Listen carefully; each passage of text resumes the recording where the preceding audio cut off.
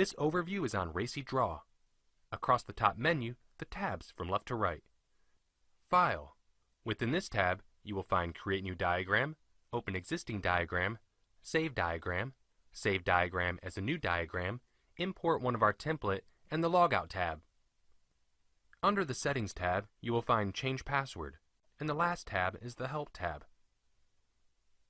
In the menu directly below, from left to right, Save Diagram, Open a Save Diagram, Activate Straight Connector, Activate Jagged Connector, Show Canvas Grid, Snap to Grid, Bring selected shape to front, Send selected shape to back, Move selected shape forward one level, Move selected shape back one level, Group selected shapes, Ungroup selected shapes, Add text, Add or import an image, and undo last action. In the left side menu are the shape folders, which are opened by a left mouse click. Shapes are selected by holding down the left mouse button and dragging the shape to the canvas. The More Options tab allows you to configure the shapes folders you want to display, and the Expand and Close tab expands and closes all folders. Note, basic shapers will remain open. In the right side menu, you will see the helicopter view of the canvas visible on your desktop. Below this is the color picker. Left-click twice to display color choice, and below the color picker is the page size. Please note that A4 portrait is approximately 800 wide by 1150 high, A4 landscape 1150 wide by 800 high, and A3 portrait is 1600 wide by approximately 1150 high. You will find these and other templates via the Import tab.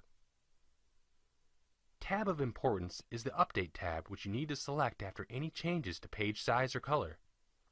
Always remember to select the Save tab after any changes to your diagram page, as using the browser backspace or refresh will undo any unsaved changes. I like to activate Snap to Grid when I start a new diagram, as it assists in aligning shapes on the canvas. Now we will drag a few shapes on the canvas.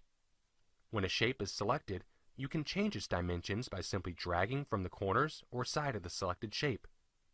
The selector that is offset from the shape is a rotator. While the shape is active, you can change the line thickness, the shape fill, and line color. Double-clicking on the text in the shape will open the text editor. By selecting the Connector tab on the top menu, the shape's connector points will be activated and allow you to connect the shapes by hovering over a connector point, and when highlighted, hold down the left mouse button and drag to the connector point on the shape you want to connect. By double-clicking on the connector line, you will activate the text editor and can add text to the connector line. Now I will take you through creating a diagram. First step is to select your page size, A4, A3 portrait or landscape, or create your own custom sizes to suit your needs. For this exercise, I will use the A4 landscape template from the Import tab. The diagrams most commonly used include flow diagram, pictorial flow diagram, org chart, swim lane, and descriptive flowcharts. These are readily available from the Import Template tab, allowing you to edit an existing template to meet your needs. I'll start with setting up swim lanes. As you can see, not all of the canvas or page is visible as indicated in the canvas view. The larger my web browser, the more I can see. Firstly, I will save this template to my diagram folder. Here you can enter a name and description. If you select the Public tab, you can share the final diagram via a web link as shown here. To start a swim lane diagram, I firstly turn on Snap to Grid and then open the Swim Lane tab and select a vertical swim lane shape.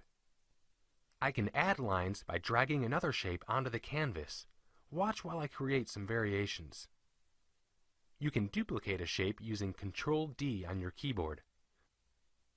To make life easy, I set up a single swim lane, add a text box, then select all by holding down the left mouse button and dragging across the shapes and then selecting Group. Now you can duplicate the group using Ctrl-D on your keyboard and do this as many times as you like depending on the number of swim lanes required. Once I'm happy with this, I ungroup each group and then regroup the lot. This allows me to rotate the group and stretch to fill the page if required. Once you have it right, I recommend you select Save.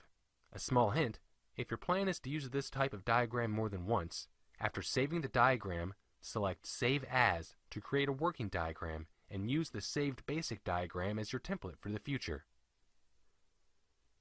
Now you can populate the headings and add shapes and connectors to complete your diagram. You can use the color picker to change shape outline and fill color. By double-clicking on the shape text or connector, you can add text if required. Remember to select Save after each set of modifications to ensure your changes are not lost.